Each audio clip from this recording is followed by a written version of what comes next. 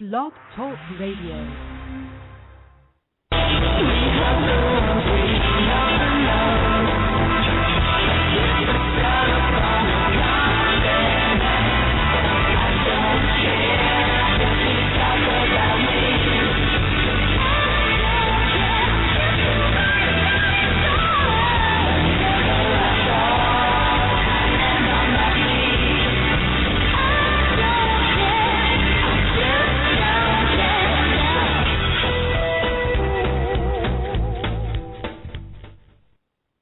Well, good afternoon and welcome to today's episode of Xandermonium, the talk show that gets you talking. I'm your host, Xander Gibb, at least I think I am. I worked till 4 a.m. This morning, and I'm not sure quite which head I have on today. But on today's show, I have the pleasure of meeting Todd Michael Schultz, talented singer-songwriter, and my friends from Farewell to Alchemy are going to be my guests in part 2 for some exclusive gossip, and they're going to drop a couple of their new songs for us too. More about that in a mere moment. So you can interact with us during the show in the chat room at the bottom of the page. If you come in as a guest, if you click join, you can join very quickly with Facebook, which will allow you to interact in the chat room. Tell us what we're doing wrong. Tell us what you don't like. Ask us questions. Just interact generally with the other listeners. You can call us throughout the show with questions on 347-884-9061. That's 347-884-9061. Whether you have a question for myself, for Todd, for Tyhe, or Vinczente, you can call us on that number. Now, you can also tweet us. You can tweet me, Xander Gibb. That's at Xander Gibb, XanderGibb. Capital X, capital G. If you're too shy to ask a question and you want to make a point, then tweet me and I will make that point for you. You can also tweet Todd, and Todd's Twitter handle is at Todd Mike Schultz. I'll spell that for you. Todd, that's with a capital T, Mike, that's with a capital M, and Schultz is Schultz. Tyhe's Twitter handle is at Tyhe Egar, and I'll give you that again at the beginning of his section. And you can also tweet Vinczente at the Farewell to Alchemy Twitter address, handle even, and we will give those out again at the beginning of part 2. Let's briefly go to the chat room. Hi, Tyhe. Hi to all the guests. Like I said, if you want to sign in and join in the chat, you can do that very quickly via Facebook. You can join with Facebook. So I want to briefly mention once more something of vital importance that we talked about last week. In Russia, since the implementation of new anti-gay laws under the Putin regime, gay men and women and transsexual people are being attacked, imprisoned, and even killed for being gay or for even being presumed to be so. Now, it's illegal to say the word gay because apparently that's propaganda. Hi, I'm Xander Gibb and I'm gay. Apparently that is propaganda. Admitting to be gay, holding hands with someone of the same sex in the street, or even displaying the rainbow flag. Now, these are all freedoms that in places like the United Kingdom and the United States, we take for granted. And if we sit idly by and say nothing whilst these atrocities are going on, we actually become a part of that intolerance and hate, because silence really does equal death. Now, you're probably sitting there at home now thinking, Xander, what can I do? What can I do? It's beyond my control. Well, let me just tell you a few things that you can do without even leaving your own home. You can sign a petition. There are links on my website at www.xandergibb.biz. Lobby your senator or MP to try and effect change via that method. Tweet or retweet, share stuff on social media. Stop buying Russian vodka and Russian products. Attend a peaceful protest or arrange a peaceful protest at a Russian embassy near you. Boycott the upcoming Olympics. that's due to be held in Russia. Don't attend, don't watch, don't purchase anything even displaying the Olympic symbol. The Russian sports minister says we should all calm down. Well, I say fuck you, Russian sports minister, whatever your name is. Get mad, complain, protest while we are still being treated this way. Make your voice heard for those in Russia who have no voice right now. What are you going to do when they come for you? Well, that's enough of my soapbox, but I think it's very important when you have a platform to share your thoughts and views about inadequacies and human rights violations that are going on in the world. Okay, so Todd Michael Schultz is a 20-something, I was going to say singer-songwriter, but he says he's actually not a singer-songwriter. He's a fucking pop star. So we'll find out a little bit more about that very soon. Now, I was introduced to his music by a mutual friend of ours, the lovely Linda, and I was, I have to say, most impressed. And I found out after he'd agreed to be on the show that, like me, he is also out and proud and extremely talented. And did I also mention he is also very hot. So welcome to the show for the very first time, Xandermonium show virgin, Todd Michael Schultz. Hi, Todd. How are you? Hello. Todd? Hello. Hey, sorry. Hi. I had my mute on so that I didn't. I don't know. Oh, it's cool. We had you on mute too, but sometimes Blog Talk, the technology is so splendiferous that it kind of fucks up now and again. I say now and again, I mean every single damn show. Okay. Righty. So, how are you today, and how is the weather in L.A.? It's pretty amazing, the weather in LA, actually. It's bright and sunny. Pretty clear view of the city, and it's warm out. Not too hot, not too cold, not chilly. Pretty nice out. I guess you could say it's a little cloudy, but not enough to be a bother. And do you have a balcony in your apartment? Can you go sit outside if you want to? I do. I live on the 11th floor of in an apartment building in West Hollywood.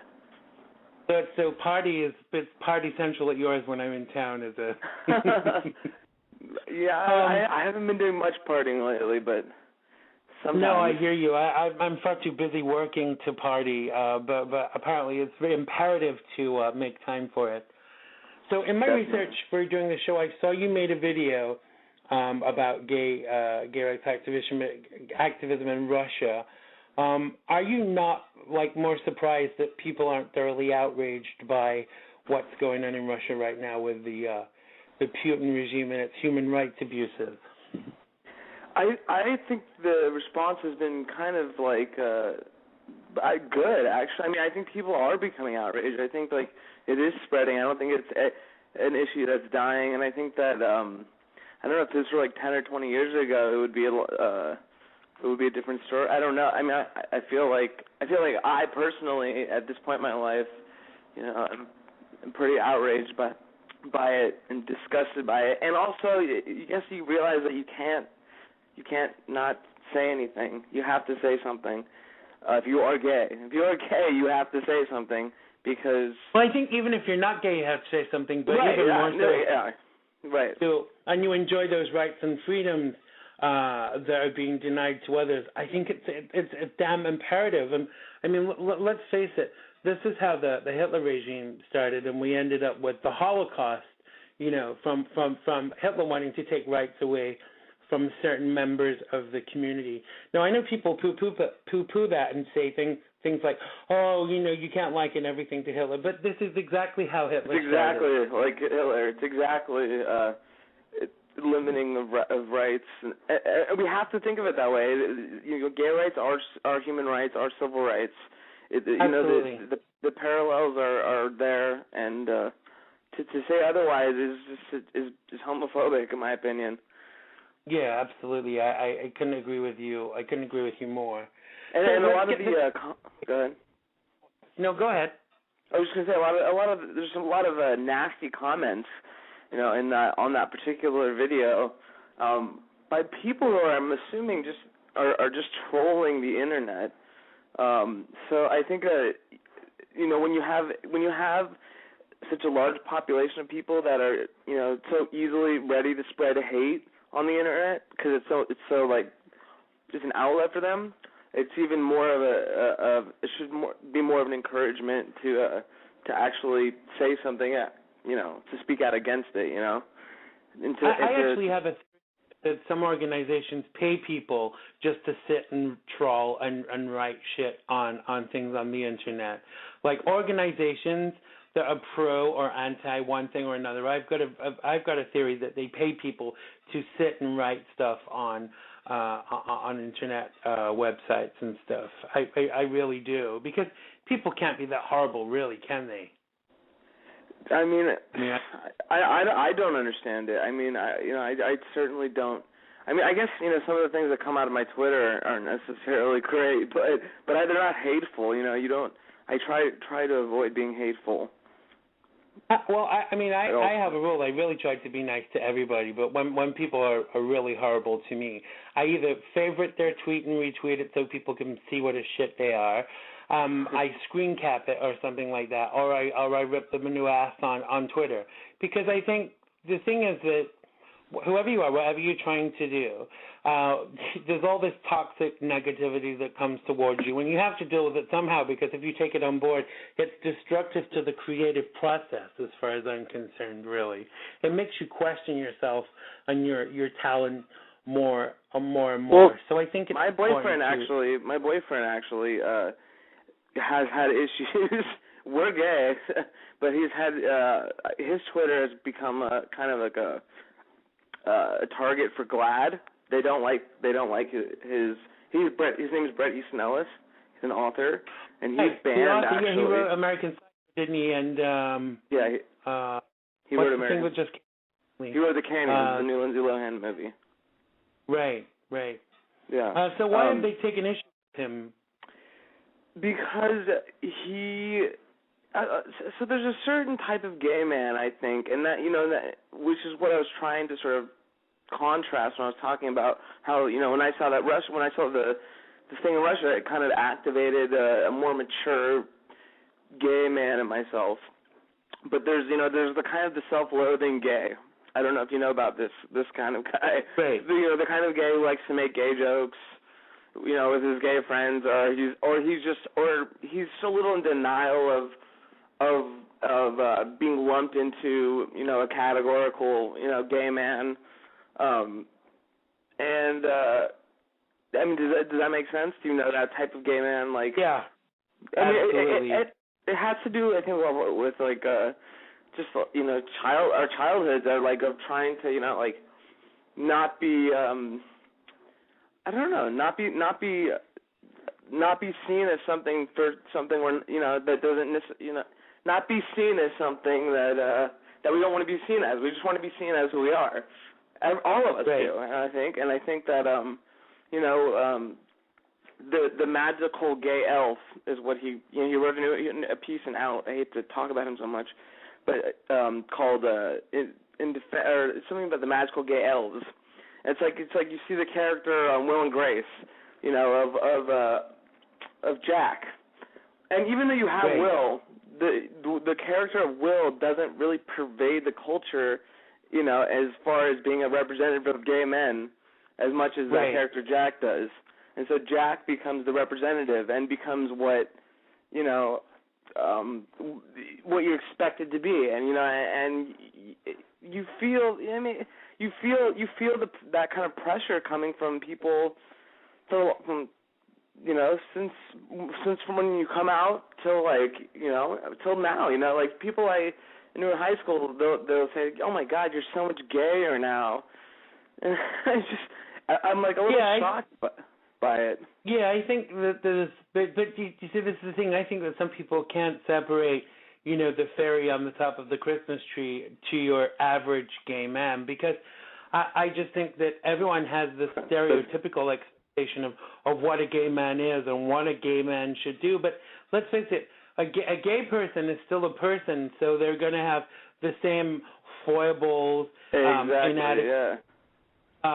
good points, bad points, as everybody else. So to want to put them in a box, a big pink box, and want them to kind of, wave limp-wristed out of it once in a while is, I think it's a societal issue, really. And I think we have to get away from that, because whether your partner is someone that's well-known or is just, your average, homosexual on the street, right. He's still an individual, and no one should say what he should or shouldn't do or how he should act. And I think that us gay people that are in the public eye are expected to be a certain way, and my response to shit like that is always, I'm not here to be popular. I'm actually here to make a difference. The things I do, my work, is about making a difference.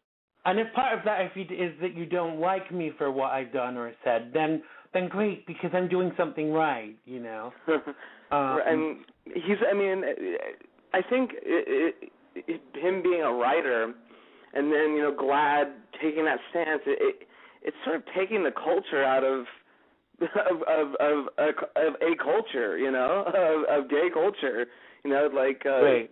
I think, it's important to have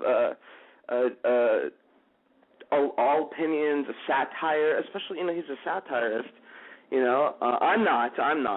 I'm much more of an earnest type of artist, musician. But I know that, right. that those sentiments that come from, from him tweeting about Glee, calling it H.I. Glee, being self-loathing. I think that's hilarious. Yeah, it was. A lot of people thought it was funny, and a couple of years later, he's invited by someone and he gets banned from the award show, and how fucking ridiculous. No, but it just reminds me of, this is why I didn't want to be gay when I was a kid, because I would just look at I would just look at what it was to be gay, and it was like, oh, I don't identify with that. I don't even. And then I would be years until I realized I don't have to identify with anything. I just have to, I just have to be myself. Have to be yourself. Anything else is like periphery, really, because all of these things are just expected and stereotypes and all that kind of thing. Why as gay men should we not tell gay jokes? Some of the best age jokes I ever heard were told to me by a friend of mine who's, God rest his soul, he died now, he died of it. But while he was alive, he would tell me every week a new age joke. And he had AIDS, so why shouldn't he tell an age joke? You have to make that's how we get over it. Yeah, that's absolutely. how we get through it. That's how we get past that feeling of isolation. Maybe it's a little bit of self-deprecation. Right. Goes a long way.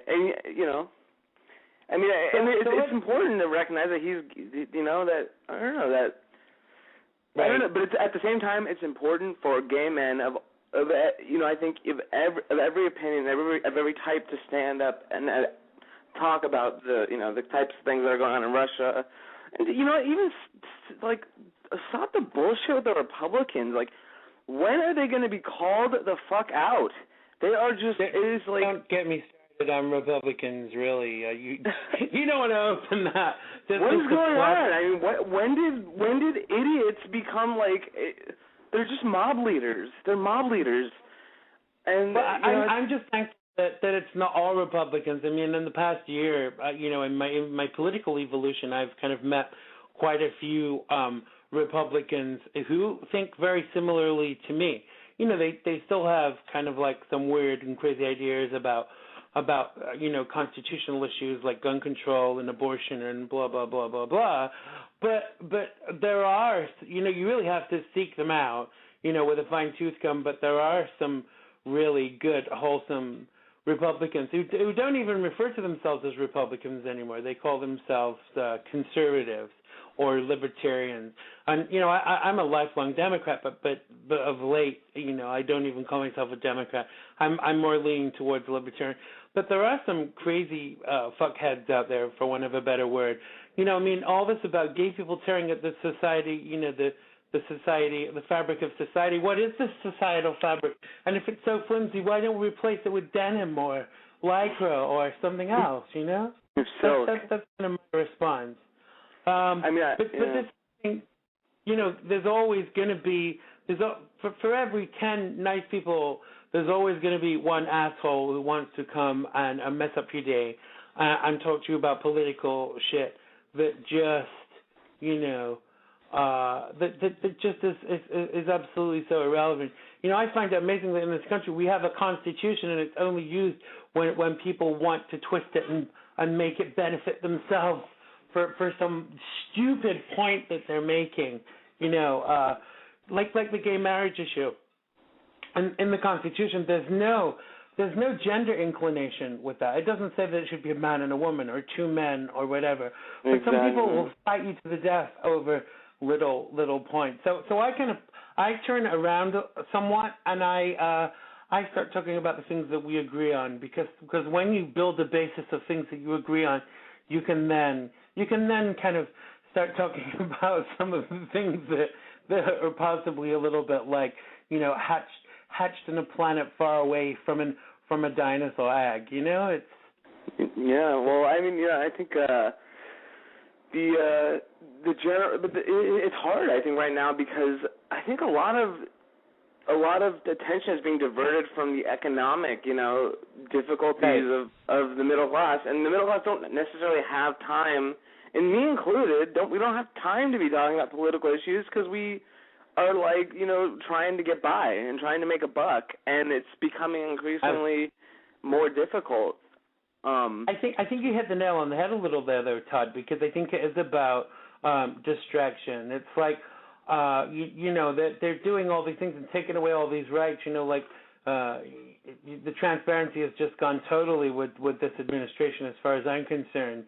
And you know, I was more pro Obama than Michelle Obama was, you know, but it's like, oh look, there's a big pink flashing light in the corner. Look at that for 5 minutes while we put a few drones out there and we take away, you know, we listen in on your phone conversations and all of these things. It's all diversionary tactics for me. I mean, I could talk about the political side of it for like 10 shows and still not really exercise my demons about it.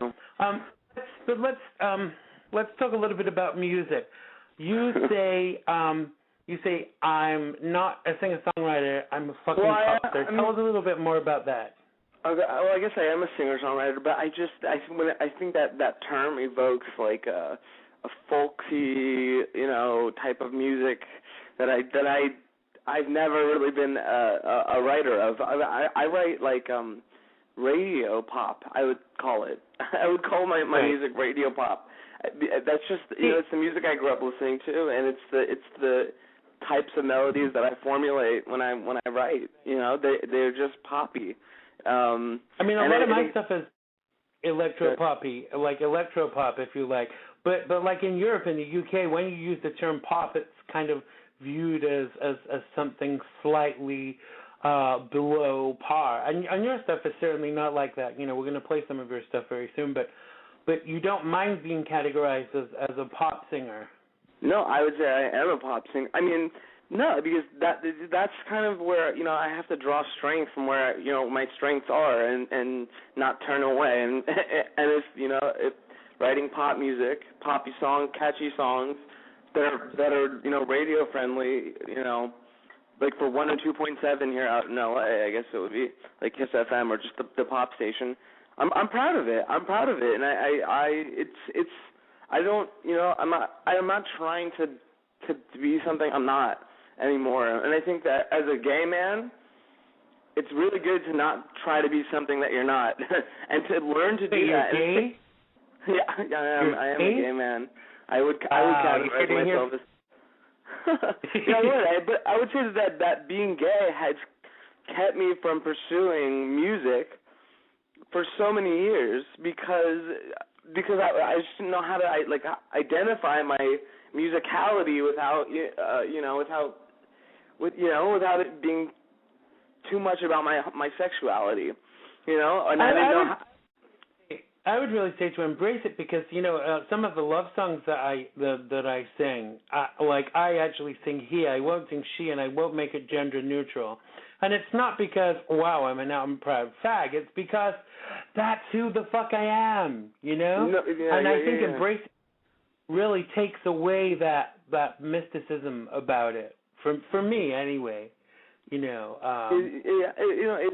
been a long process for me to come to terms with what I want my career to be, which is pop music, and hit songs, and I'm just going to be out and proud about that. Definitely want I definitely want to sell records. I definitely want to have songs on the radio, have popular songs, and I'm not trying to. When I write every song, I'm not trying to make a huge statement. I love to write music. Not that I don't use my music to make statements. It's just that I want to make people enjoy themselves. I really want to create material that helps people enjoy, get giddy, be happy. Yeah, because not every song has to be a particular statement. I mean, for me, as long as the song is not, la la la do do do. If there's a story to it, there's always a story. Yeah. But not every song has to be an epic statement. Right. And some songs should be. Tyhe Egar, who's our guest in the second half, is in the chat, and he says, "Tell Todd as a writer, I write shit about childhood sweethearts splitting up who happen to be serial killers. Be free, baby." Yeah, I mean, just write about whatever comes to your mind. Whatever you want to fucking write, just fucking do it. Let's take a sidebar there for a second. Tell us a little bit about, for myself, when I write, I get a jingle or a hook line in my head, and then I write from there. And it's mostly like a natural process. Tell me about your songwriting process. Do you write the music first? Do you write the words? Usually I smoke a bowl. I smoke some weed. I don't know why. That always seems to help me with the songwriting process. I don't know if that's true for anyone else. But then I sit down at the piano. Oh, except me, unfortunately, because I can't smoke it anymore. But you know what? It makes me paranoid too. But it's like sometimes I don't know the songs I get out of it. I'm not advocating it or condemning it. But so then I sit down at the piano. I usually sometimes it's just in my head, but I'll sit down at the piano and play a couple chords, play a chord progression, and just let my mind go to it's like a meditation. I would say. I was having dinner with Sia, the pop singer Sia, who sang Titanium. And we were having dinner on Friday, and she said she called it channeling. It's channeling. When you're a songwriter and you're writing a pop song, which I would say a pop song is just a song with a chorus and verse and a few melody lines. It's like you almost can't really take credit for it because it just comes out of you. It just sort of it's like flexing your bicep. It's like totally. And I feel like the more you do it, the better you get. Because when I first started writing songs, if I ever am brave enough to share anything that I wrote 20 years ago, it was mostly shit. But I think there's a process. Anything that you become good at, you'll be bad at for a while, and you have to go through that period in order to become good at it. And it's hard, Right. It's like it's really hard to be a professional musician. It costs money, and I'm So how long have you been playing piano? I taught myself how to play piano when I was 18. I'm not, I'm just sort of self-taught at it. So Great. I played on a few tracks. I played on Told My Story. I didn't play on Shoes Untied, though I did write Shoes Untied with the piano. But I play on some of my tracks, and some of the tracks I have a producer who really helps me build the tracks, and and I have a really great working relationship with him. His name's Tony Rodini, really talented guy, and I've just been, at it for this is the year I really decided, I'm gonna make this happen, and so I got the balls, and I wrote the songs, and I put an EP up on iTunes. It's called Good Vibrations. Please download it. Please support an independent musician if you like it. If you like it, I would say we'll tweet the links out to your stuff after the show, cool. so people can get an idea of where you're at and buy stuff. So do you find it easy to play and sing at the same time? Because I don't anymore. I think I don't know what it is with me, but I'm probably just a lazy fat whore nowadays, and I really prefer to be accompanied. And so I'd rather do one or the other. I'd rather play or sing. But when I'm doing both, I don't feel that I can give it both things the justice, I would say it's probably harder to give the same vocal performance if you're playing at the same time, because you're compromising your focus. But right. I think something else can be made of it. Like sometimes people just enjoy watching someone prod away at the piano, and experience the song, and it's. Like for just like playing at home, I need to have my piano. I love my piano. It's like my best friend. So I mean, it's not. Yeah, I mean, vocally, like I obviously you don't record, your vocals at the same time. But if you're doing a live performance, some people do, and I can't. You're obviously fucking superhuman if you can do that. Because I can't. I have to do it separately. Well, it's also, it's like a muscle too. I think it's just like getting better at songwriting. You got to keep practicing at it. The more you do it, it seems hard at first. Like anything, like playing any instrument or doing anything seems really hard at first, and slowly you get there as you, continue to give it. So when you live, do you use what do you prefer, backing tracks or instruments? When I write, I don't write to tracks. When you perform live. Oh, performing live, usually instruments. Though I haven't really done much live performing lately. But when I have, it's definitely with a piano. It's hard. I mean, it's hard to find a place to perform around. It's like. It's hard being an independent musician. They want to charge you, and they want you to like sell tickets. But it's like it's already hard enough. I'm really focusing on the online sphere, and and getting the word out online, and because I think that's just the new business model.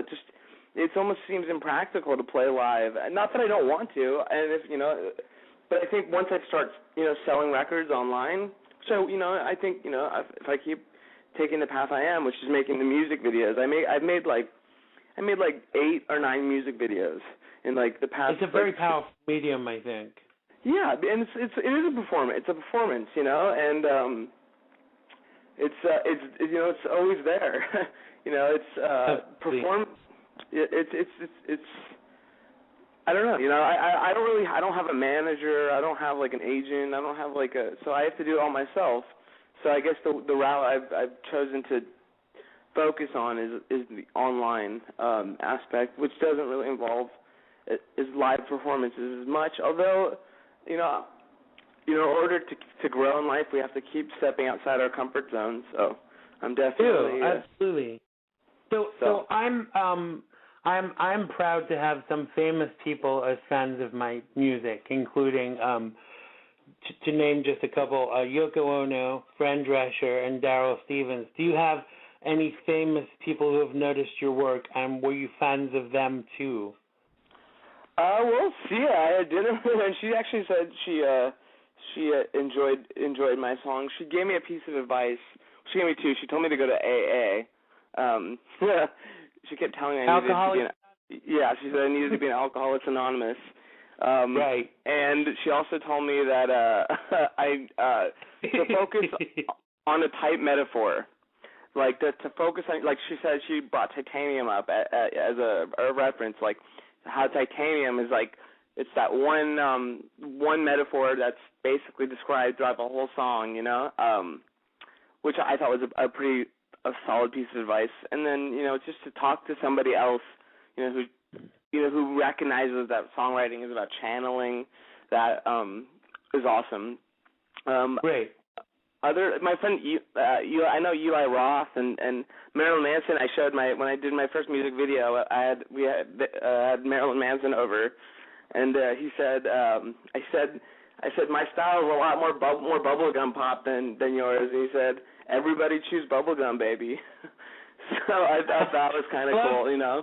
I love Marilyn Manson. He's amazing. He's an amazing guy. He's super smart, super sweet too. I used to find him, but I think like as I've got older, he's kind of less. I mean, yeah. You know, his music is poppy. I've always found it to be like the goth pop. It's like, you know, some of his reworks of some of his covers are kind of very great. interesting. They're fantastic. Sweet Dreams, his cover of Sweet Dreams was like fucking amazing. I mean, a lot of Eurythmics fans were not happy about it, but it was very, you know, it was very artistic.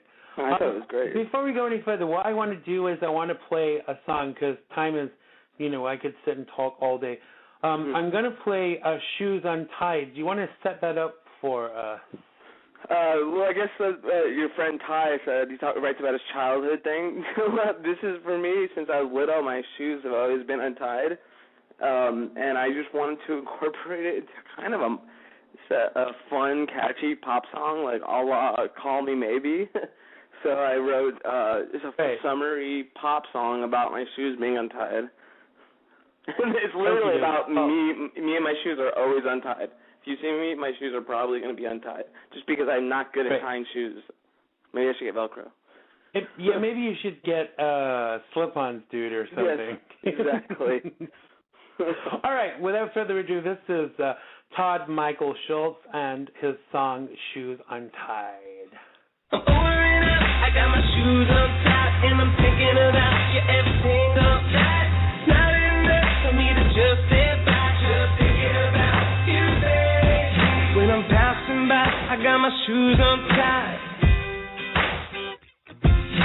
and I lost track of the wondering why. When I think about it, makes me think I'm right. Wonder about it and I don't know why. Won't you tell me, baby? I'm pouring up, I got my shoes untied, and I'm thinking about you every single night. Not enough for me to just sit back, just thinking about you, baby.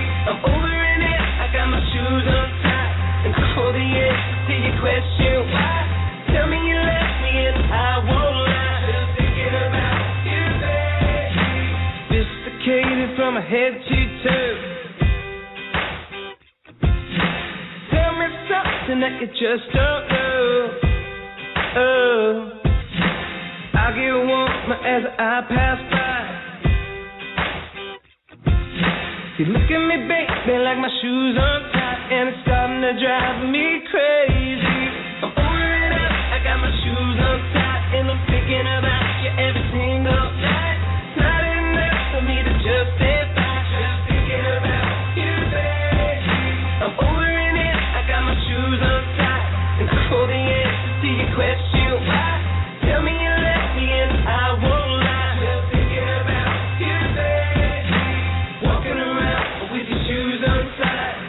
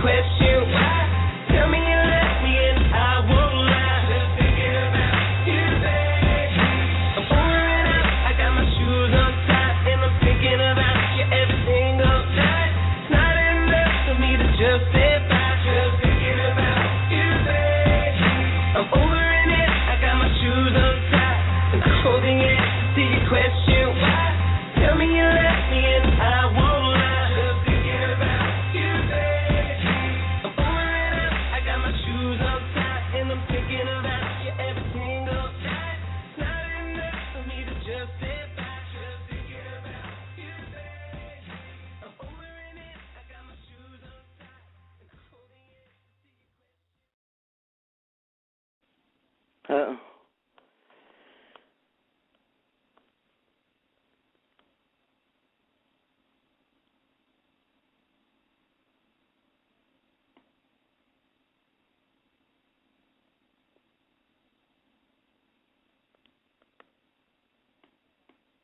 Hello. Hello, sorry about that. I unmuted myself and it didn't unmute me for the show. But welcome to Blog Talk.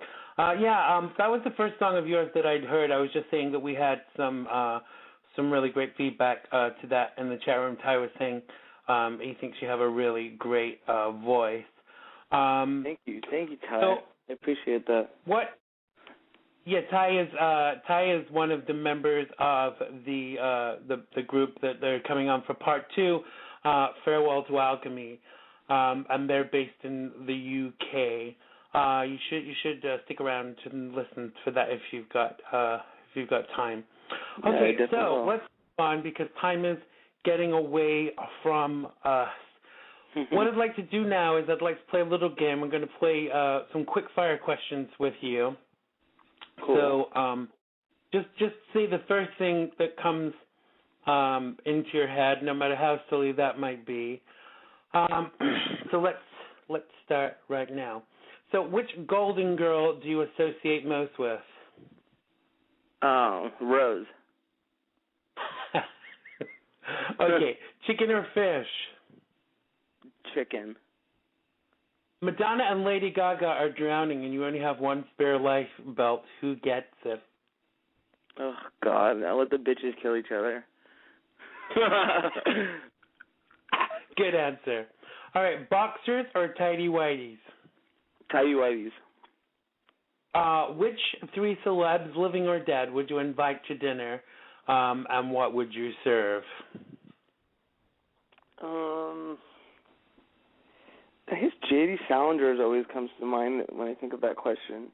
And maybe a couple philosophers like Sartre or I don't know, just really smart people. Anyone whose name we can actually pronounce, Todd. J.D. Salinger, the writer of Catcher in the Rye. That's it. That's the only celebrity I really want to invite. I would serve fish. Okay, right. Favorite color? Blue. Pizza or Indian food? Pizza. New York or L.A.? L.A. Law and Order, Special Victims or Criminal Intent? Law and Order? Yeah, the TV show, Law and Order. Oh, Law and Order. Oh, Special Victims Unit. I agree. Favorite movie? You got to be very careful with this one. Favorite movie? Favorite movie? The Canyons. How did I know you were going to say that? Because Lindsay Lohan basically plays me. Really? We'll talk a little bit about that after the quick fire questions. The Cosbys or Fresh Prince of Bel-Air? I mean, as I got older, I started to hate both of those, but I would like. Well, I think everybody the Cosbys better. I like the Cosbys better. I think it's part of growing up, really. Joan Rivers or Kathy Griffin? Joan Rivers. Absolutely Fabulous or Shameless? Absolutely Fabulous. I love Absolutely. And the last question in the quick fire section, Obama or Bush? I like Obama, actually, quite a bit. I know you have your issues with him, but I'm actually quite a big fan. Hey, I don't hate him. I'm still very respectful. There's still a lot of things that I think that he's done that are absolutely admirable, but some things he's done are not so admirable. But to me, that would be any politician. He's one of the more articulate politicians, I think. Absolutely. So, are we going to be seeing an album from you? I have an EP up on iTunes called Good Vibrations, and right. that, I'll be releasing more material. I've also, if you go to my SoundCloud, you can hear some newer material. But please do support that on iTunes. It's a big deal for any artist to buy their music. Absolutely. That's how I'm going to be able to make more music.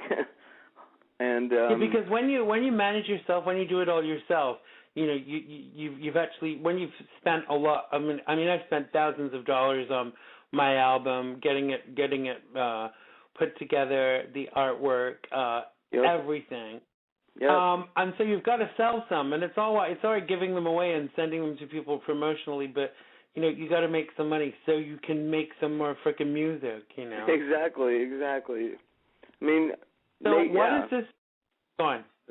I know that's not. Just got to make the money back that I spent and put into it. Well, at least that and a little bit more. So, I hear you are a fan of tea. I love tea. I have a tea blog actually that I haven't really been focusing on as much because of the music, but I love tea. It's like, I think everyone should drink tea. If you don't buy my album, buy some tea. I love tea. What's your favorite? I love chamomile tea because it's like, 2 of those, and it's like, I don't need to take a Xanax. With honey. I love chamomile tea. I just like all my tea straight. I don't put any milk or sweetener. Hey, that's really discriminate, Todd. No, I just like to get the full medicinal effect of the tea. That's why I like tea, because I like medicinal herbs. So you don't like milk or anything else? I don't like what? Milk. I mean, no, I typically don't put anything in my tea. I know it's asinine for a lot of the people from the UK. I love one of my favorite teas is PG Tips. I think the blend is absolutely perfect. It's hard to get over here, but there is an English store downtown that I go to occasionally and stock up on stuff. I have a box in my drawer. I will be round in a couple of hours. Well, 8.5 to be precise. All right, I hear your dad is kind of well known too. Your dad is Bill Schultz, is that right? Yeah, I mean, have you heard of him before? Yeah, I know his name from The Simpsons. I'm a lifetime Simpsons fan. Oh yeah, and I know your dad was involved in that. Yeah. Did you ever get Julie Kavner or any of the Julie Kavner or any of the Simpsons? None of the Simpsons. No, I mean he was off that show. He was on the show for like when I was like 4 till I was like 9, and then he did other shows. But the Animaniacs came to my house one time. That was cool. Yeah. I always wanted to do a voice for The Simpsons. Maybe I'll get my dream one day, because one of my specialities is accents and voices and stuff. Voiceovers. So it would come true to do a voice for The Simpsons. What did you say? Yeah, no, well, yeah, that would be that. I mean, that's the goal for a lot. That's a huge milestone, isn't it? To be Simpsonized. It is for people to do that kind of stuff. So, you're a twin. Do you get spooky things happening? Do you get itchy and stuff when she's frightened and? Like if we're in the car together and she's on her period, like my stomach will start hurting, and I'll get like cramps. That's so weird. I've heard shit like that. It's like it is weird. It is weird, and things like like when I was in school in Iowa, and we wouldn't talk for weeks at a time. We would call each other, and we would both be going to like have a dentist appointment the same day, things like that. Just, I think there is something that I can't deny. There's something like something that coincides between me, Tara, and I, and like that. I don't know how to explain it, because we're just brother and sister basically. But I guess sharing the womb makes you share a whole lot more. I've heard so many stories about twins. One twin lost their foot in a diving accident, and the other twin felt the limb, being ripped off. It's kind of sad, yeah. Doubt it. I really. So you were saying earlier that you had recently attended the premiere of The Canyons. Did you like it? And did you meet Lilo? And why wasn't I cast in the production? Lindsay cast herself in the movie, actually. They wrote it, and she got the script, and I think they wanted her for like the smaller part, but she like demanded to play Tara, which is my twin sister's name, which is what I was referring to earlier. She doesn't. It's not me in the movie, but it's just it's a if you know Bret Easton Ellis' work, it mimics life somewhat to some degree. But so she plays she wanted the role, and she really did a great job. I did meet her. I had met her actually before that a couple times. I met her once in New York in a bar, and she was really drunk, and I kind of just wanted the big gay uncle in me wanted to put her in a cab and send her home to her mom's, but she's like, I'm not going home. I'm having a nice time. I was like, okay, girl, whatever, Yeah. That's that's. I think the big gay uncle comes out in all of us when we see someone like Lindsay just messing up, and you're just like, you have so many opportunities. She's my age, and like she has the whole world at her fingertips, but she's just she's let it slip away. I think a few times, and hopefully. Yeah, I think it's a slippery slope with a lot of celebrities. I mean, if you are a celebrity, you're always getting offered drugs and stuff. It's a pathway to friendship with a celebrity. And that's why they hang out with each other, because they all want to do, they're doing blow together. But you know what? She just did way too much blow. Absolutely. She didn't have somebody to just sort of like to curb at. Well, I think it's kind of hard to be able to say to some celebrities, hey, you really shouldn't be taking that much coke, or you shouldn't be doing too much of this, that, the other, blah, blah, blah. It's hard to say it to anybody if they're rich, If they're rich and powerful, that's sort of thing that I learned from Lindsay. I can't tell anybody what to do. I can't tell Lindsay what to do. It's her life. As much as I'd like to, and I think I know what she should do, what the hell do I know, Like I'm a struggling musician. She's a superstar of sorts. I like that you added of sorts to the equation. Okay, she's a superstar. Let's play your second song, because we've got like 7 minutes left, and I want to try and play a little game of Marry, Fuck, or Kill with you too, which should be very interesting. But do you want to set this up for us, Todd? This is your second song. Yeah, this is the song Good Vibrations. Yeah, this song is definitely inspired by the Beach Boys song. It's not ripped off or sampled or anything, but I wrote it. We're going to Palm Springs. Another summery, like it's about having a good time and leaving your troubles behind. And it's called Good Vibrations. Okay. Well, this is Good Vibrations by Todd Michael Schultz, and it goes a little bit like this.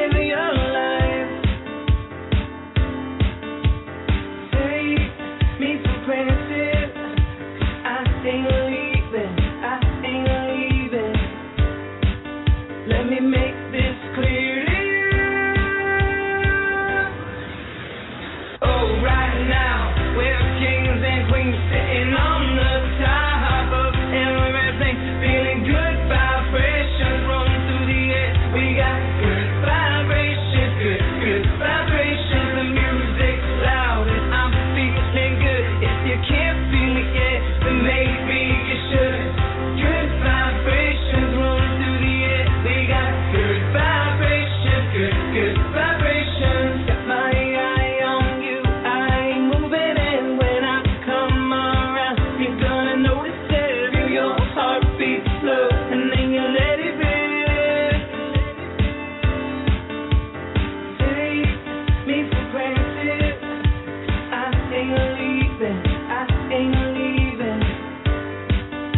Let me make this clearly. Oh, right now, we're kings and queens sitting on the top of everything, feeling good vibrations rolling through the air. We got good vibrations, good vibrations. The music's loud and I'm feeling good. If you can't feel it yet, then maybe you should. Good vibrations rolling through the air. We got good vibrations, good vibrations. Let's do the limbo, take some shots and act like we're bimbos. Shout. Let's do the twist, take some shots and act like we're kids. Stop. Let's do the limbo, take some shots and act like we're bimbos. Shout. Let's do the twist, take some shots and act like we're kids. Oh, right now, we're kings and queens sitting on the top of everything, feeling good vibrations rolling through the air. We got good vibrations, good vibrations. The music's loud and I'm feeling good. If you can't feel it yet, then maybe you should. Good vibrations rolling through the air. We got good vibrations, good vibrations. That was Good Vibrations by Todd Michael Schultz. Another fabulous track there, Todd. Thank you. One of the things that kind of made me want to have you on the show was, quite often people say, oh, listen to this person, we have a mutual friend, the lovely Linda. I thought she would have called in by now, but unfortunately she hasn't. But when I checked you out, I was, very impressed, and I'm not saying that just to blow smoke up your ass. Anyone that knows me would tell you that if I didn't like it, I would say nothing. Thank you so much. I really appreciate that. I really appreciate that. That's why I do it. It's good stuff. Right, so we got 2 minutes left. How'd you feel about playing a very quick game of marry, fuck, or kill? All right, let's do it. So it's very simple. I give you 3 names. You say who you would marry, who you would fuck, who you would kill. It's really simple. So the first 3 names are Justin Bieber, David Beckham, and Gene Simmons. Marry Gene, fuck David Beckham, kill Justin Bieber. Oh, why does everybody want to kill Justin? All right. I want to marry a nice Jewish guy, and obviously Justin versus... Yeah, me too. Yeah. All right, next 3 names. Liam Hemsworth, Channing Tatum, Chris Colfer. Kill Chris Colfer, marry Channing Tatum, and I can't kill Liam Hemsworth too, can I? No, I guess fuck fuck him. To me, I'll have him as a birthday gift or something. You can have him. All right, next 3 names. Kevin Spacey, Xander Gibb, and Arnold Schwarzenegger. I will fuck Xander Gibb, kill Kevin Spacey, and marry Arnold Schwarzenegger. Fabulous. I'll see you in L.A. I love a man in politics. And in radio. All right.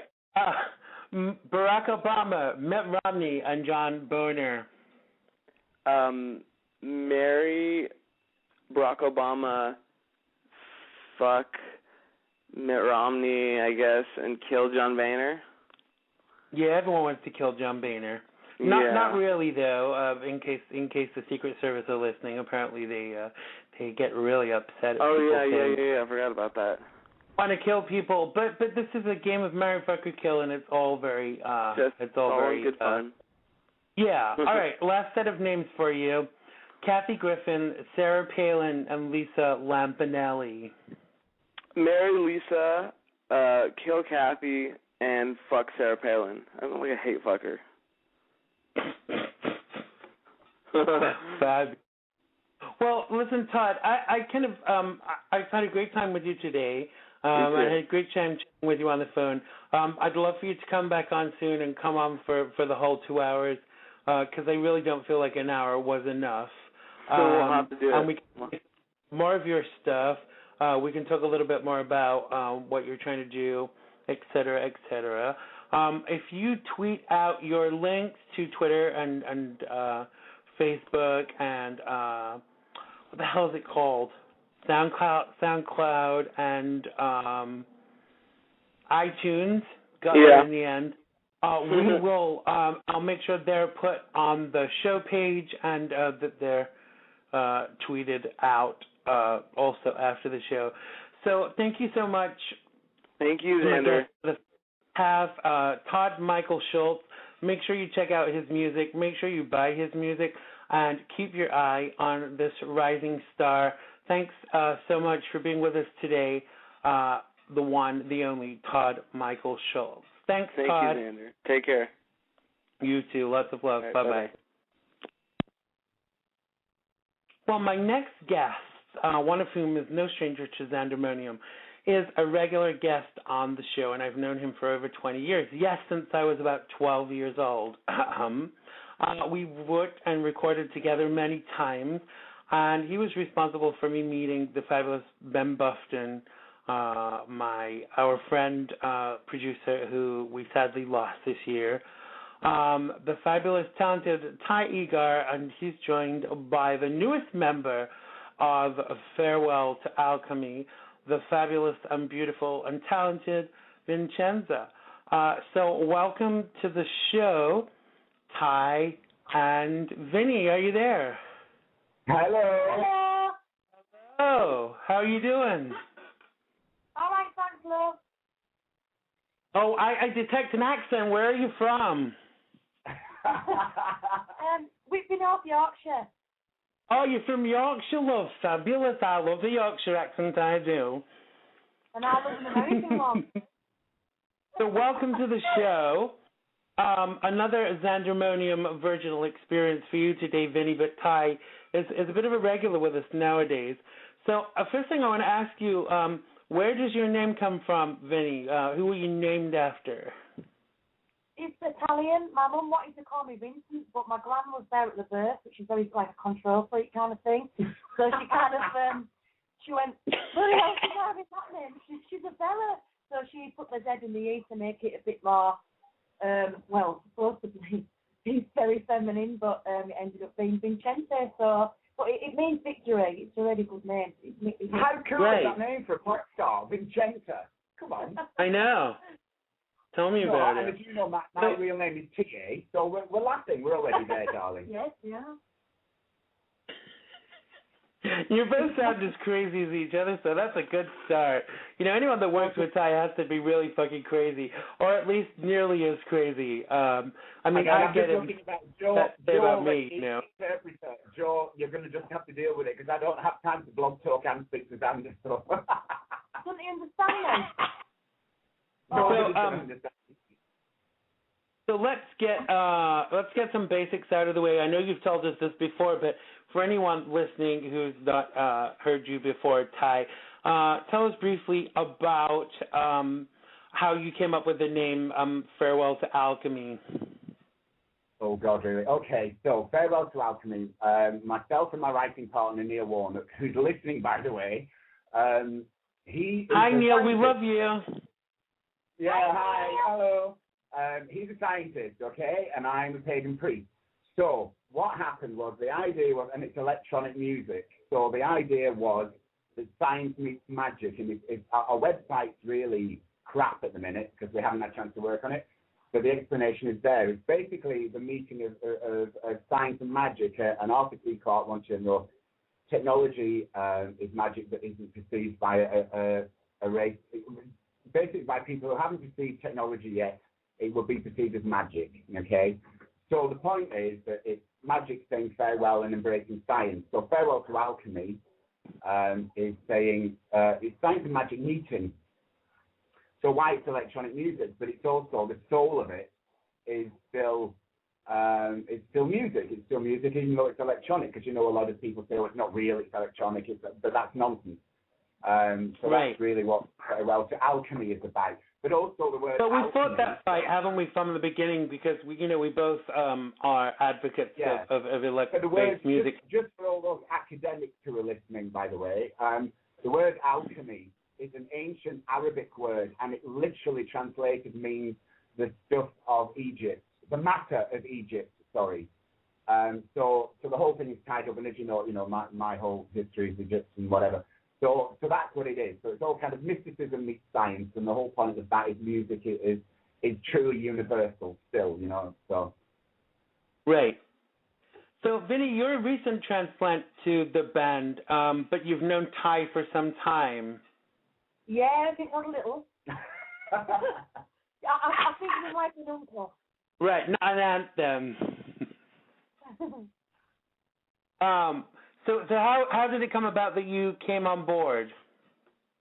I think I got, it was either a text or a phone call or something saying, right, I need you to come down within 2 weeks and do these vocals on the album. And I'm like, oh my God, what? Sorry, say that again. So then all of a sudden I had to come down and do it. Basically, just went, here's the lyrics and get on with it. So yeah, that's basically how it happened. But luckily, blowing my own trumpet here, I picked it up quite quick, so I'm quite good at that. So I ended up just a couple of run-throughs and it was done. In fact, the harmonies on most of the songs is just a once-over and that's it. Put in, done. So it was quite good to learn it really. Yeah. So who wrote the Law of Self-Defense? Well, it's the usual. Neil wrote the music, I wrote the lyrics. Right. What happened basically? We wanted. What happened? Sorry, I'm trying to blog to Joe here and speak to you at the same time. Sorry. What happened? Right. The short version is, I always said, I've known Vinczente since she was 11, and I always said, if I'm going to do anything serious and we're going to move this on and go somewhere, I'll always come back and get you. So this is what's happened. But because most of the album had been recorded before I could get to Vinczente, I wanted something for her that we could showcase a voice with. And the only thing I could do, I said, right, there's this one song that I cannot do justice to. Because Neil had written this really great track, and the only way I could figure it would have to be lowered, and I made it sound crap, basically. It was too low, and it needed to be really powerful. And Vinchente's got this great voice, as you'll hear. Obviously you're going to play the track, people will hear. So I said, right, give this to Vinczente and let her sing this. So this is her track on the album. Obviously on the second album there'll be a much more of her. So this is how it came about, and I said, right, give her this track and let her go wild. And that's how it happened. Absolutely, yeah. I was blown away. Neil said to me the other night, and I had to listen to it like 3 or 4 times just to kind of fully grasp, the enormity of the song. So let's without further ado, if I can find my way in the studio. The studio is all digital, and it's been playing up today. Here we go. I've got it. So this is Farewell to Alchemy, and the vocals on this are by Vinczente, and it's called The Law of Self-Defense.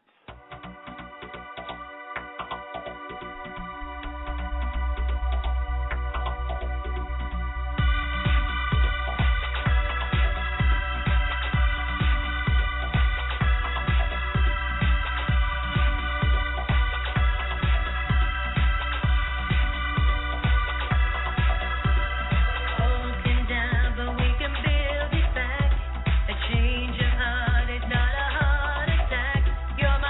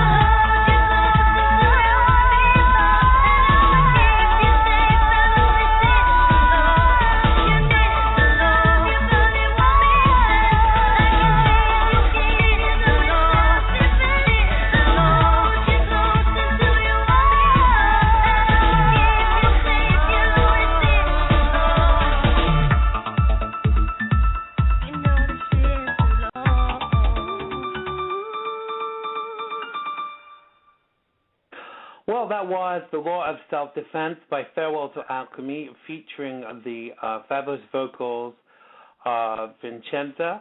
Tell us, Vinny, who are your musical influences? Oh, my musical there's a lot actually. Time might be quite disappointed, but I like country music. I love country music. I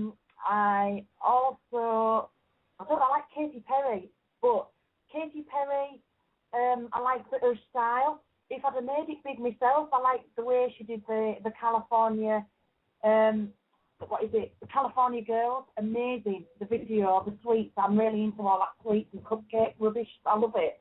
And who else? I don't know. I like obviously Frank Sinatra is a very common one, but beautiful voice. You can't mistake it.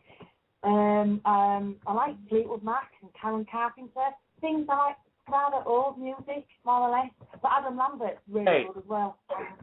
Cool. Oh, we love Adam. Adam Lambert, awesome voice. Everyone loves Adam Lambert. It's a shame he doesn't realize yet that he should be dating me and sharing my bed, but I'm sure it will happen. So, your involvement at this stage is mostly singing. Are you going to be involved in the writing in the future? There's actually a song that I did write. I used to be with a band years ago, but we were all, having kids at the time and wives, and I wrote to the wives, so it never really went anywhere, and I went abroad to work at the time. But I have wrote a song, and I would like it to be included in the next album, because I do like writing, and probably Tyhe's better than me, but this one particular one, I got my heart broke, and you always write the Eugenie songs and you've had a bottle of wine. But in fact, it's absolutely amazing, and I really want it to be on the next album, definitely. And so how long have you been singing? Oh, ever since I was 4-year-old. My mother used to put a little rabbit on the fireplace, and she used to say, that'll be you in the future, Vinny, that little rabbit in that big stage will be you. And I used to remember her actually mentioning that. So I remember on my 5th birthday, I got up on the table and I sang, who was it? It was the Back Home the Air, and she was a scout lass. I think you called her Sonia, was it? And I loved her, I was obsessed with her. So it was fantastic name. Yeah. My name is Sonia and I'm a singer. Yeah, she was a scout, so she's half-life star. Oh, don't be a. Yeah. Joe has no idea what you're already saying. Did you say you like Frank Sinatra and Fleetwood Mac? I did. I'm really apologising. Joe, sorry. Joe, you were right. I wasn't sure. It was Frank Sinatra and Fleetwood Mac. I'm so sorry, Xander. I am here. I'm just listening to Tyhe and looking at these words. Because we're reading Blog Talk, and Joe and Tyhe are on. Joe, hi, we're all paying attention to you. So we're listening to Xander and we're watching Joe at the same time as well. So, hi, Joe. Yeah, It's hard to multitask because it's like 11 o'clock at night over in the UK, and they're already sitting there in their nighties, their night dresses, and their slippers. We're already in our pajamas. I'm already halfway through a bottle of wine, so I kind of. No, that's his second bottle of wine. Oh, So I was right when I said about farewell to alcohol. Okay. I just haven't said goodbye yet. I'm not ready. Yeah, I hear that. But I haven't drunk for about 8 months. I think it's dulling my hatred. I really do. It's not dulling mine. Joe, you are important, darling. I always enjoy speaking to you when we're here. So So. All right. We're going to do some quick fire questions with you. We're going to do the same ones we did with Todd. But how I'd like to do it with you two guys, I want you to both answer the question. So we'll start with Tyhe, and then we'll go to Vinny. So these are quick fire questions. So you just answer the question. So we'll start with you, Tyhe, and then Vinny can give us her answer to each question too. I hate this. Go on. All right, don't worry. We're not going to play Marry, Fuck, or Kill today, Tyhe, so you won't be getting phone calls at work on Monday asking if you really want to fuck. No, just freak out in New York. The last time I did that, I got very confused. It was awful. Yeah, the president called, didn't he? All right, question number 1. Which Golden Girl do you associate with? The author. Vinny? B. Arthur. I can't remember her name. Not me. I don't even know that. I don't even know Golden Girls. She's 26. Oh, shut up, making us feel old. Out there that love them and I don't know them, but I will do my research now. All right, question number 2. Ty, chicken or fish? Chicken. Fish. Okie dokie. So Madonna and Gaga are drowning and you have one spare lifebelt. Who gets it, Ty? Gaga. Madonna. So there's another fight in your house tonight. Boxers or tidy whities? Tighty whities. Yeah, snap. All right. Which 3 celebs, living or dead, would you invite to dinner, or what? And what would you serve? Let's say 2 just for quickness. Ty? Do they have to be celebrities? No, just people that we would have heard of. Don't say my grand and my Uncle Fred because we've never heard of them. No, because I was thinking about this earlier. So I quite like Galileo, Jesus Christ, and Hitler, and I'd serve lobster. Okay. I'm trying. Keanu Reeves. Well, the guy that plays Heart of Dixie Frog on Wade, I'd have him. And which is the other guy? There's loads of sexy guys, but it'd be all guys anyway. It'd be a nice sandwich. Let's put it that way. And what would you serve? What? Sorry, what? What would you serve, Vinny? Sandwich, darling. Sandwich, right? Okay. All right, Ty. Pizza or Indian food? Indian. Oh, Vinny? yeah, Indian. All right, Ty. New York or L.A.? New York. Oh, Vinny? I can't choose. I don't know. I need to go to New York. To think. All right, Law and Order, Special Victims, or Criminal Intent? Law and Order. Yeah, which one? Special Victims or Criminal Intent? Oh, Criminal Intent. Okay, moving swiftly on. Favorite movie, Ty? Hello, Dolly. Oh, what I watched the other night. I like Warm Bodies. Warm Buddies, yeah, I like that too. That was a fab film. All right, Ty, The Cosbys or Fresh Prince of Bel-Air? Cosby. Fresh Prince. Yeah, I'm with Fresh Prince too. All right, Joan Rivers or Kathy Griffin? Joan Rivers. Oh, Kathy Griffin. Yeah, I'm definitely Kathy Griffin. All right, Absolutely Fabulous or Shameless? Oh, absolutely fabulous. Fab, yeah, Fab. Yeah. All right, Obama or Bush? Obama. Okay, that was the last in the quick fire questions, and the answers are very reveling. Okay, so your song release, it's all right, we're sending the Men in White coats round just after the show ends. So the first song released from your album, the 92 Code, which is the song Maestro, we're going to hear that in a wee while. Tell us some more about, first of all, the song and also the launch. Xander, you broke up there for a minute. Sorry, what song did you just mention? That was about Maestro, your song Maestro, Maestro. And then also tell us afterwards about the launch that you're having. Okay. Well, all right. Well, right. I don't.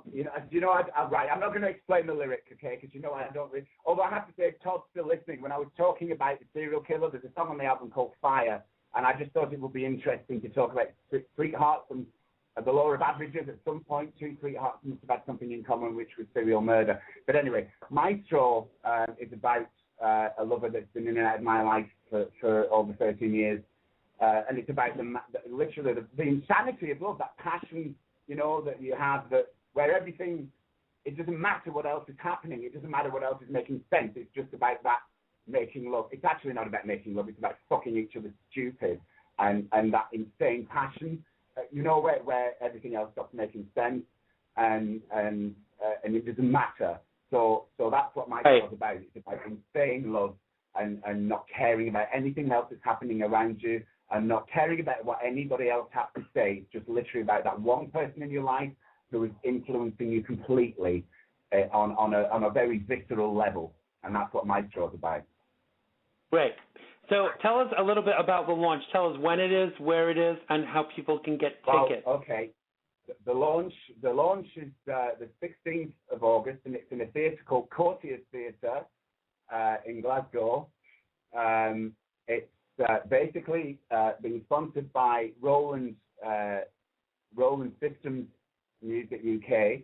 Roland being the company that make instruments. Roland, that make keyboard, drums, Schultz. They've asked us to be the first people to use their new technology, which is about streaming live over the internet. So we are going to be the first people to use this technology. And if you were talking to Todd earlier, sorry, go on. No, I just said fab. I'm looking forward to seeing that technology in action. Yeah, well, and also, as you were talking to Todd earlier about, do you use backing tracks, do you use musicians? We're in a really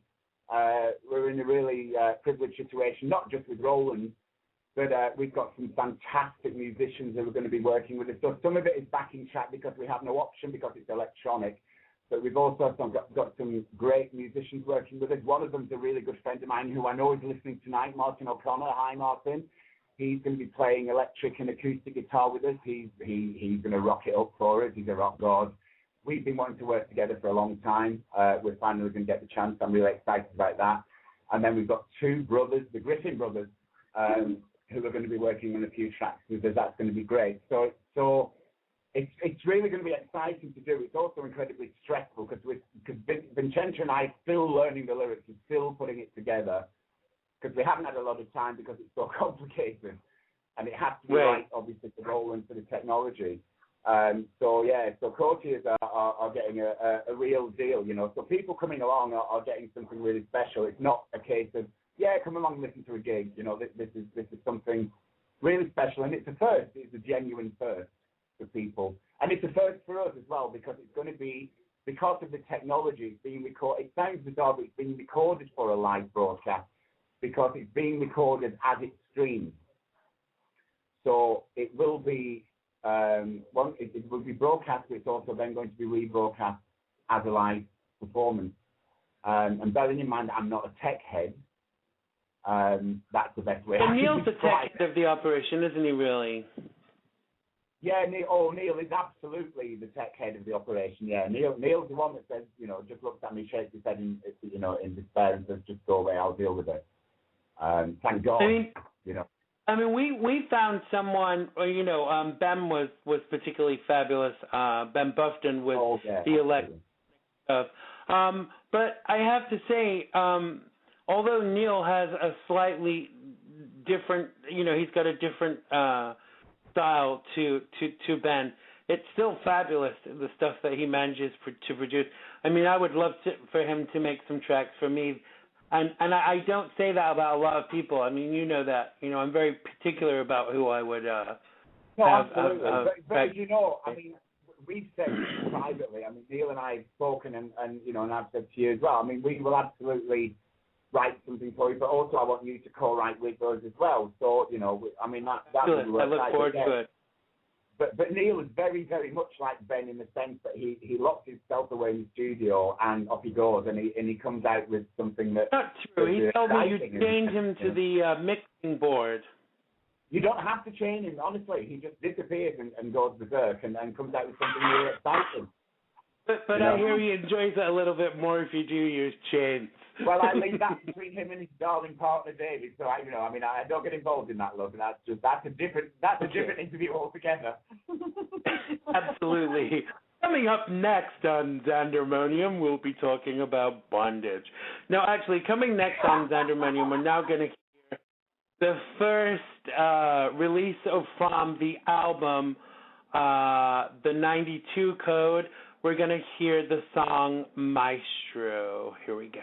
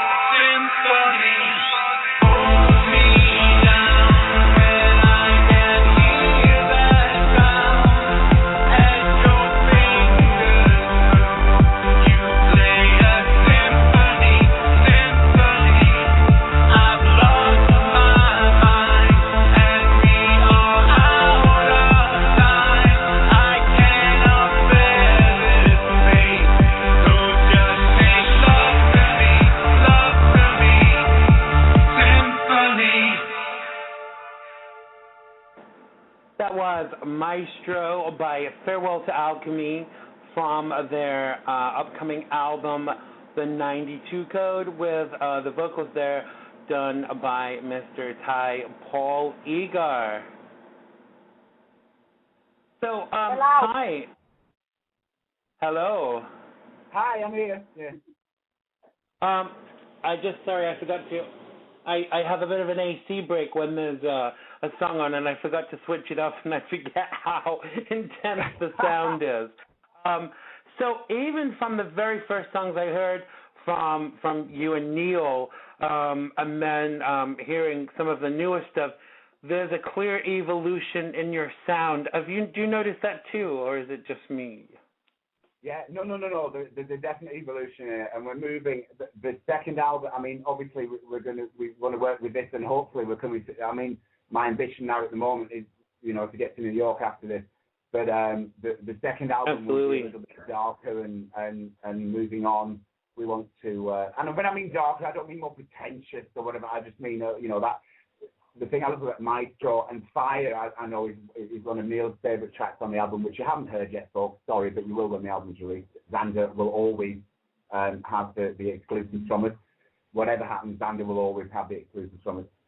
But we want to move things, in that direction. And now Vinchente's on board, it gives us much more direction, that we couldn't move with just me as a baritone, obviously, and Vinczente has their own ideas and their own style. So that we're evolving in a way, and Neil's evolving as well, because he's learning things about himself as a producer and a writer. So he's coming up with things that 2 years ago we wouldn't have done, because this album really it's taken us 2 years to write, and so we're both evolving, and I'm evolving. My lyrics changing, because I like to say, Todd was talking about how he writes, and we don't, and you were talking, we don't.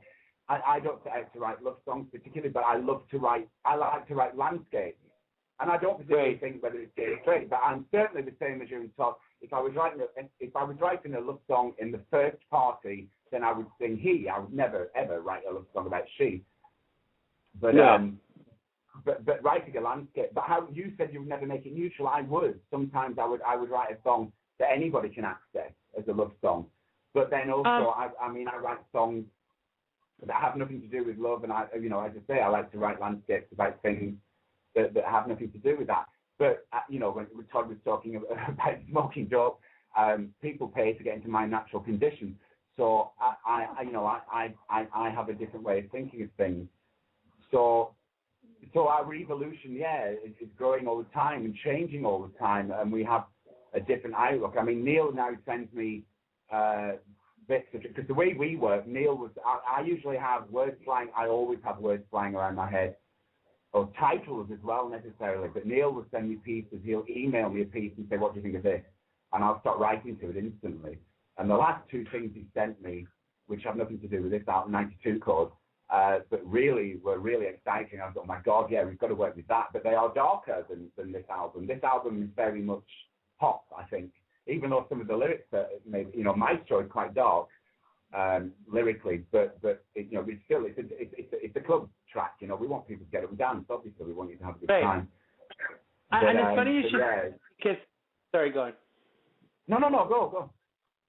No, I was just going to say, it's funny you should say that, because I was working last night, and one of the hats that I wear, I host karaoke in bars, and I also DJ, and I experimentally last night played Gravity, and people got up to dance to it and enjoyed it, and I got to share like who you were and where they could find you and stuff like that. But a lot of the time they're not interested in stuff unless it's by someone they've heard of, but they actually got up and danced, and that kind of speaks volumes for me, really. No, and that's really cool, and it's nice, but it's good, that people are open to that, and but we want people to be able to dance to it. I mean, that's also the freedom of music, isn't it? You want to inspire. That's hitting you on a deeper level, isn't it? When people want to dance to it, and as a lyricist, I'm aware of that. People don't necessarily listen to tough what you've written, they want to listen right. to the music they want to dance to, and I'm cool with that. That's great, you know. I'm not expecting people to sit and go, that was a very intellectual lyric. I'm aware of that. Yeah. It's great that people want to dance to it. But having said that, you know, I mean, my lyric a lot of the time is inspired by the music that Neil offers me to write to, you know. So it's all symbiotic. So that's cool. It's great. And it's nice to know that people are getting up and dance to it. Because obviously, when Vinczente and I walk on stage to sing to people, I want people to get up and dance. I don't want them to sit there, you know, intellectually looking at me like I'm a great lyricist. I don't give a fuck about that. I want them to dance. I want them to enjoy it. So, you know. So how do you feel about performing live, Vinny? Are you cool with that? Absolutely cool with that. It's fantastic live. I've always been strongly into, like, you get a lot of people now that sing, and then you go to see them live, as we all do, and you think, God, that was, you know, excuse my language, shite, where we say in Yorkshire. But yeah, you think, my God, so why would the mass producer themselves to be something that you're not going to see when you paid for it? You know what I mean? So it's, right. You know, I like to be who I am in the album, and when I'm on stage, basically, I'm quite strongly into that. Definitely. And I think some bands are a bit of a disappointment live. I always find that my studio versions, although they're very good, my live versions of songs are 100 times better. And some people say that shouldn't be the way, but I think it's very hard to catch the quality.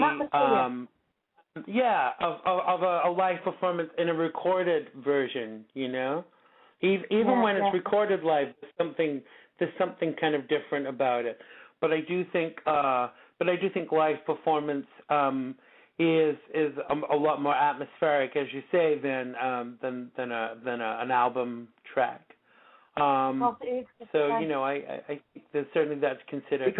So, Tyhe, who, if you got the chance to collaborate with anybody, who would you want to collaborate with? Besides myself, of course. Apart from yourself, obviously, Annie Lennox.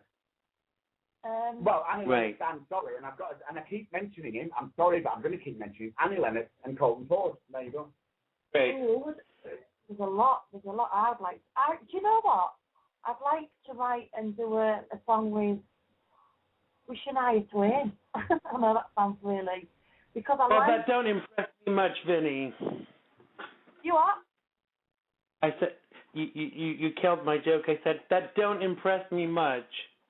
Oh, I was a bit slow. Very slow, yeah. But yeah, definitely. Shania Twain. But I'd like to do like a little bit of club in there. There's I don't know who does it, but there's a song out at the minute, and is it Wake Me Up or something? And it's absolutely fantastic. It's like a club. Oh song. yeah, I just got that to play live. It's by Avicii, is it, or something? That's it. Amazing. Yeah. It's just the way it makes me feel, and you just want to dance to it. And he's got such a lovely voice. He doesn't scream. He doesn't shout. Yeah. You just get but that's got a country edge. It's actually supposedly a country song, isn't it? There are a few songs in the charts at the moment that are like poppy, but they're actually more like country pop, if you like. Yeah, it's all coming back. I really do. I think it all goes musically. It all goes kind of full circle with all of these things. It seems to go full circle. Xander, can I? Right, I'm gonna grasp Vinczente up now. Right, I've got to tell you something. Right, the second half of our performance. Right, the first half of the performance is the '92 called the album release. Yeah, the second half of the performance, as I've said to you before, is we're just going to do some cover versions for the audience to say thank you for being there. Right, and as I said, we've got these really talented musicians working with us. Martin O'Connor, as I mentioned, but we've got Daniel and Ryan Griffin playing with us now. Daniel is a pianist, a very, very talented pianist. And just to give the listeners an idea of Vincente's range, okay? Christina Aguilera, I think everybody, whether you like her or hate her, I don't care, you have heard her voice. Vinczente is going to be playing the piano version live of Bound to You from Ballet. Right. In her key. In a Wow. cave with a live musician, Just piano, piano live. Live That gives you an idea of Vincente's range, you know. So now you've heard her great. I mean, she's got a great voice on Low Self-Defense, obviously, but you know, fabulous. gives you the idea. You know, but you know who she reminds me in mind of, and I hope this is a compliment because she's someone who I think is a fabulous singer. Do you remember a singer from the '90s called Olive? She sang this song, "One Way of Love Will Be a Miracle, touching faith." Yeah, she really kind of put me in mind of her, and I think that's a compliment because I think Olive has a great voice. But the more I listen to it, the more I it's like a soulful kind of edge to the song. But yeah, I think. Sorry. That's what Neil said today when we were in the studio when we did like a stupid video thing. Yes, which you can see on yeah. Which you can see on Facebook. Yeah, you can see it on Facebook. that was a video shared earlier. Yes, thank you for that, Xander. Well, you were complaining 5 minutes before that I'd not mentioned you in the link, so I thought I'll frickin' show you, dude. Oh, and just for any of the American listeners that are unsure about what grassing up is, it kind of means reporting on. It means telling tales about someone. Some of the Britishisms, Tyhe, that you have to explain for the American audience because they're like, what is grassing up? I remember saying to someone a few months ago they bought a sweater, like they bought a jumper, and I said, oh, that's really nunty, and they're like, what the hell is nunty? And I couldn't explain it the other way, but say it meant old-fashioned. So half of my head is English and half of my head is American, and dependent on what state of tired I am, what phraseology comes out, I never know till I open my mouth. Really. You should spend 13 years in Glasgow. I tell you, it's a different language altogether. I'm still convinced they just make words up. Yeah, I am too. I remember when I came to visit you in Glasgow, and I was asking what people were actually saying. I mean, I have relatives in Greenock and Gorick and, you know, all those borderline places. So, see, I can understand Scottish accent, but Glasgow is like, it's like, I'm like, what? I like, know. slow down, say it again, say it slower. My colleagues at work still make fun of me and I just look at them and say, you didn't speak then, did you? You just made things up. But they understand each other, you know. But I love it here. They're fabulous people. Glasgow is full of wonderful people. They are lovely, and I love it here. I live in a small town, and when I got here, I thought, oh my God, it's a bit more crazier than my normal lifestyle. And then when I got here and actually went to a supermarket and went, "Hey, love, are you all right?" They interact with you just like instead of being cold like they're doing in the city. It's like, this is your change, whatever. But hey, don't get me wrong. The people are very nice. I found them. I actually love Scottish people, and I find them to be very personable. Some of thicker accents are a little bit, but when you've been in a place for a while, you kind of it's like if you go out if you're in New York and you go out to Long Island, the people in Long Island have such a twang to their voice. It's very you have to kind of develop an ear for it. But I think the longer you spend in, like you have a Yorkshire accent. I went to school in a place called Hessel. They call it, and they pronounce it there. They call it Ezel. And on my first day of school, this kid said to me, "You do realize you're going to get braid?" And I thought, what does he mean? They're going to do my hair? Get braid It means you're going to get beaten up. I'll braid you. You're going to get braid. And I'm like, it's like a totally different culture. And so, language is just so relative. I'm conscious, excuse me, of the time, guys. So I want to just play the third song that we have for you today, the song that I played in the club last night. This song is called Gravity. Do you want to just introduce it for us, Tyhe? Yeah, sure. Gravity, well, I was saying I don't write love songs. Gravity is just about somebody, is being afraid of taking that initial step into love and then realizing that you've met the one, you know, the right person who's not going to hurt you, who's going to keep you safe, but also you're going to keep safe as well. So gravity is about that, just holding on to somebody and knowing that it's right. Well, I did tell you that, Ty, before I moved to America, but alas, you didn't want to come with me. You'll always be the first, darling. All right, this is Gravity by Farewell to Alchemy.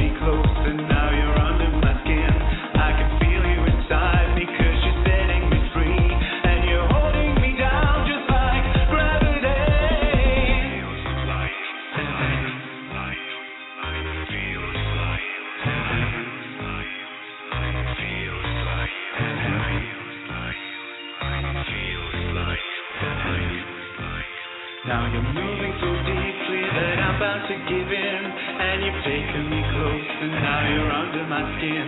I can feel you inside me 'cause you're setting me free, and you're holding me down just like gravity. I never expected I'd change my direction.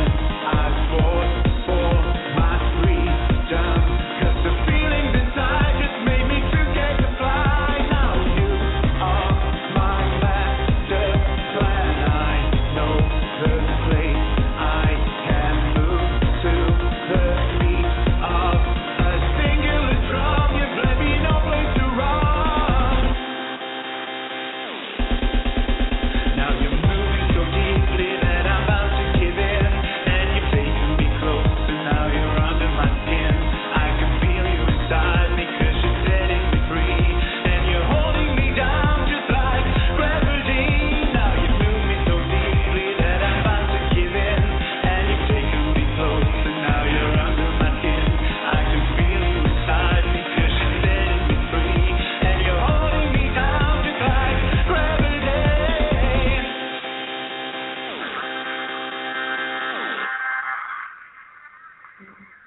Well, that was Gravity, another track. Farewell to Alchemy's album, the 92 code. Apologies, I forgot to switch off the AC once again.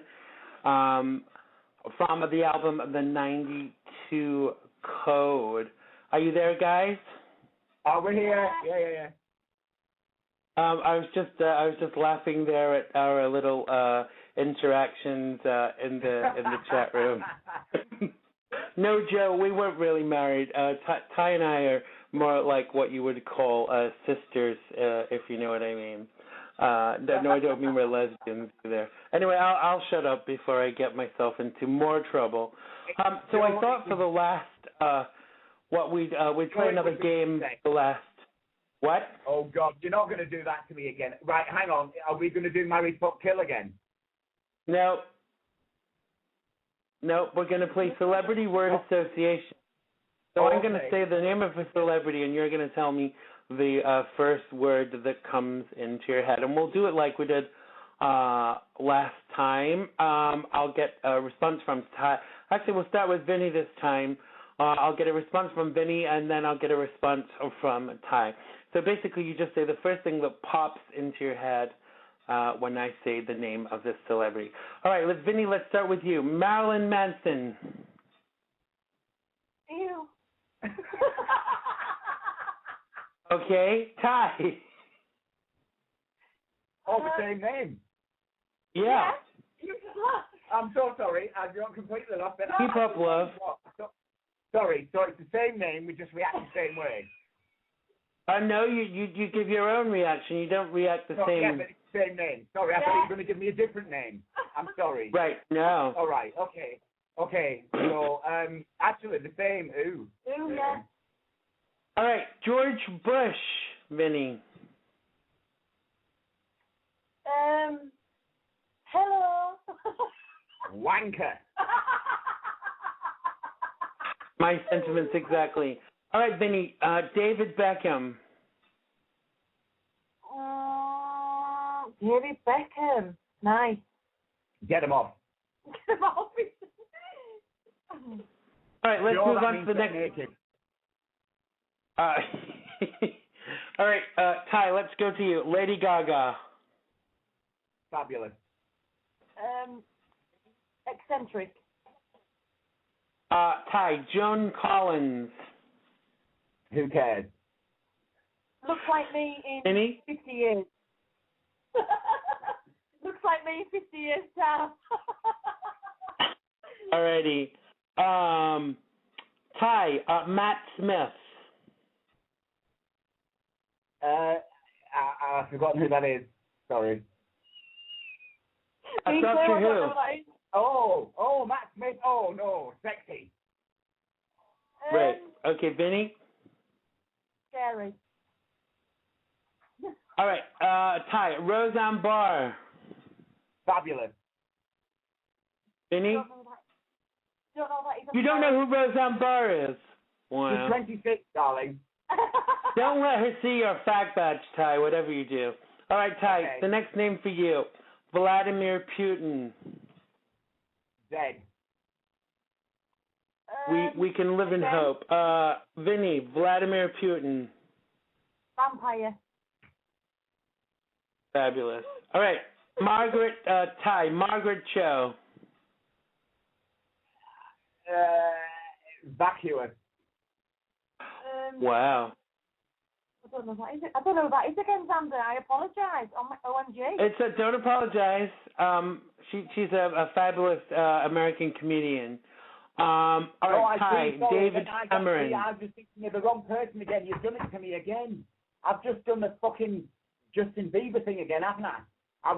Margaret, it's absolutely fine. She's my friend and she follows me on Facebook, so I'll make sure she blocks you. Margaret, shut up, Xander, shut up. Margaret, I'm really sorry. I was thinking of completely the wrong person. You were not vacuous. I was thinking of somebody else.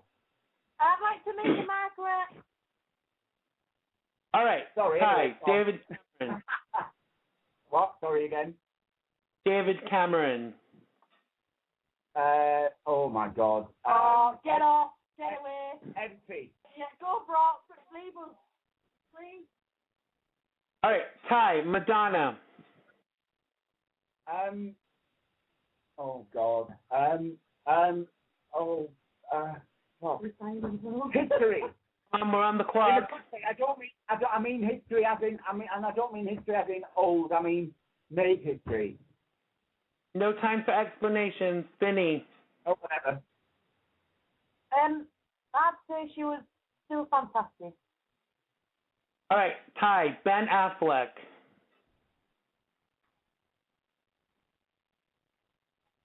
Intellectual. Vinny. Gorgeous. Okay, and the final one, Ty, Lily Savage. Beautiful. Amazing. And that was the final question in our Celebrity Word Association game. Well, we've come to the end of the show, folks. Xander. Thank you. Sorry. Go on. Sorry, Xander. I'm sorry, but just before you kick us off, Margaret Shaw, I'm really so sorry. I was thinking of somebody else. I was not thinking of you. Hey, don't worry. She's very thick-skinned, and she probably doesn't listen to my fucking show anyway. No, I don't care. I don't ever think I think she's back for joining us today, Ty Paul Egar and Vinny, a.k.a. Vinczente. I probably don't pronounce your name properly. I'm sorry. From the band Farewell to Alchemy. Check out their upcoming album, the 92 code, and go and see them for their launch in Glasgow on August the 16th. Check out their website for more details. Follow them on Twitter. We will tweet out the links later today so that you can follow them. Thanks so much for joining us today, guys. Bye. See you. Bye. We love you. Bye. Bye. Cheers. Well, that was Tyhe and Vinny from Farewell to Alchemy. They, with Neil, I'm sorry, my brain is not working. Your surname escapes me. Complete the band, Farewell to Alchemy. Thank you also to my guest for the first half today, Todd Michael Schultz. It was great to talk to you. I hope you come back and join us again, too. And I know for sure that definitely Tyhe and Vinny and Neil will be back with us again very soon. Thank you to everybody for listening today. I'm sorry my brain is not working because I'm surviving on 2 hours sleep. My guest next week will be the fabulous, the wonderful, the amazing comedian Will Noonan. So join us next week for that. I love you all. Goodbye.